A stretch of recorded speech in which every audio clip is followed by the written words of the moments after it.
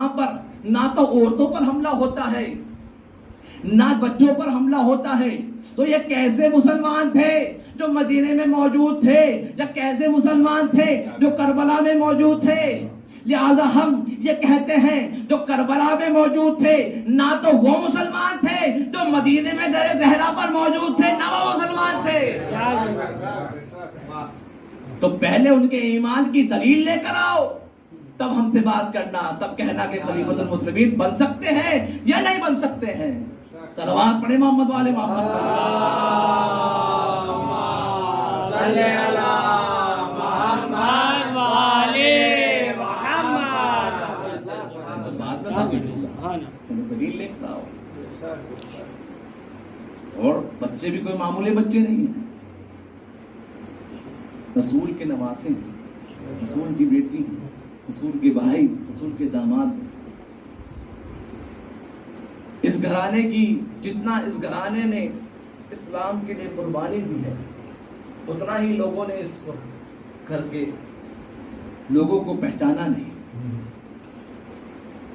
ارے وہ رسول جو اسلام لے کر آئے، لوگوں کو انسان بنایا، جانور سے انسان بنایا، اس رسول کو بھی پہچانا نہیں۔ جنازہ رسول پڑا ہوا ہے لیکن مسلمان صحیفہ بنا کر بیٹھے، چند لوگ ہیں۔ ذرا انصاف سے بتائیے، جب کوئی بڑا شخص ہمارے درمیان سے جاتا ہے تو اس کے جنازے میں کتنی پبلک ہوتی ہے؟ دور دراز سے لوگ آ جاتے ہیں۔ کیوں آتے ہیں؟ ارے بڑا مومن شخص تھا، دین کے لیے بہت کام کرتا تھا، لوگوں کے بڑے کام آتا تھا۔ ہائے غربت رسول کہ جنازے پر بس چند لوگ موجود ہیں۔ ارے کیا زمانہ آ گیا کہ جنازے رسول میں بس چند لوگ موجود ہیں، جبکہ پورے مسلمان عادات بتاتی ہے کہ کم از کم غدیر میں جو موجود تھے سوالات کا مجمع، اگر اتنے مسلمان تھے تو کم از کم 50,000 مسلمان کو تو جنازے رسول پر ہونا ہی چاہیے تھا، لیکن تاریخ بتاتی ہے علی موجود ہے اور چند مسلمان موجود ہیں۔ کیا غربت ہے؟ رسول کے ساتھ وفا نہیں کری انہوں نے، رسول کو دغا دی۔ پھر جب رسول پر ستم کیا، ظلم کیا، تو 3 روز وفات رسول کا نہ گزرے تھے کہ در زہرا پر آگ و لکیر، جلتا دروازہ جلا دیا گیا، پہلو شکستہ ہو گیا۔ لیکن عزیزو، ابھی بھی ان کو قلق نہیں پڑی، ابھی بھی ان کے یہ بے چین تھے۔ لہذا ایک منصوبہ رچا گیا علی کے خلاف، اور ایک عورت کو تیار کیا گیا، ایک آدمی کو تیار کیا گیا جس کا نام تاریخ عبد الرحمن ہے، جسے ابن ملجم بھی کہتے ہیں، اس کے باپ کا نام ملجم تھا۔ اس شخص کو تیار کیا گیا، تیار کروانے والا کون؟ فقیر شام۔ اس نے ایک عورت کو تیار کیا جس کا نام قطامہ، اس کو آمادہ کیا کہ تجھے دولت دنیا سے نوازا جائے گا، اور یہ قطامہ جو خوبصورت عورت تھی وہ تجھے دی جائے گی۔ لہذا یہ شخص آیا اور مسجد میں جا کر چھپ گیا۔ حاضران محترم، آج شب 19 ہے، یہی وہ شب ہے کہ جس شب میں میرا مولا کبھی آسمان کی طرف دیکھتا تھا، کبھی دائیں دیکھتا تھا، کبھی بائیں دیکھتا تھا۔ جناب ام کلثوم کے یہاں مولائے کائنات کا افطار ہے، پوری رات بے چینی میں گزارتے ہیں۔ عزیزو، جس وقت امام کی خدمت میں افطار پیش کیا ہے، جناب ام کلثوم نے 2 چیزیں لا کر رکھی، ایک پیالے میں شیر لا کر رکھا، دودھ پیش کیا، اور नमक पेश किया, कुछ नान के टुकड़े मौजूद थे। लेकिन इमाम ने कहा है उम्मे कुलसूम, है मेरी बेटी, क्या तुमने अपने बाबा को देखा है कि कभी अली ने 2 ग़िज़ा एक साथ खाई हो? ए बेटी, अरे इस दूध को ले जाओ, मैं नमक और रोटी से खाना मैं तो इफ्तार कर लूंगा। अली बेचैन। मौलाए कायनात ने, किसी ने सवाल किया, किसी ने कहा मौला आप खिताब क्यों नहीं करते हैं? मौला ने पूरी जिंदगी में खिताब नहीं किया, अपने बालों को रंग नहीं किया, अपने दाढ़ी के बालों को रंग नहीं किया।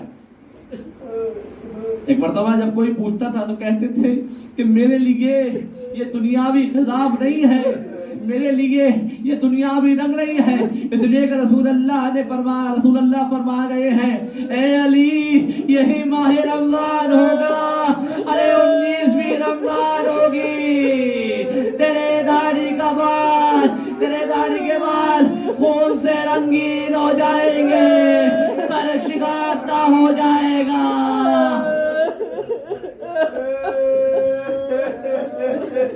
अरकाने हिदायत पामाल हो जाएगा। बड़ी कर्ब की हालत में ये रात गुजरी। हाँ, बिल्कुल उसी तरीके से जैसे मेरा मौला हुसैन शब आशूर हर एक खैमे के पास जाता था, कभी ज़ैनब के खैमे के पास, कभी फरवा के खैमे के पास, और इसी तरीके से इमाम मौलाए कायनात भी बेचैन है, कर्ब की हालत में। बीबी फरमाती है पूरी रात कर्ब की हालत में गुजरी। जब सुबह हुई तो इमाम आमादा हुए मस्जिद जाने के लिए। तो तारीख बताती है जो मुर्गाबियां उस घर में मौजूद थी, तो इमाम चाहते थे घर से बाहर निकले तो मुर्गाबियां दामन थाम लिया करती थी। अजब नहीं ज़बानी में कह रही हो, ऐ मौला आज वो कयामत का दिन है, मरे मौला न जाइए। कुछ रिवायत में मिलता है कि ज़मीर दर ने मौला के दामन को पकड़ लिया। अजब नहीं कह रही हो मौला आज मस्जिद न जाइए।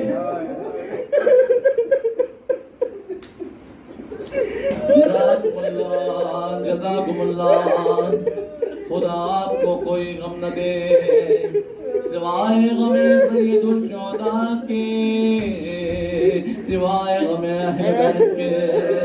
अरे मेरा मौला घर से निकलना चाहता है, कभी मुर्गाबियां रोक लेती है, कभी ज़ंजीर दर रोक लेती है।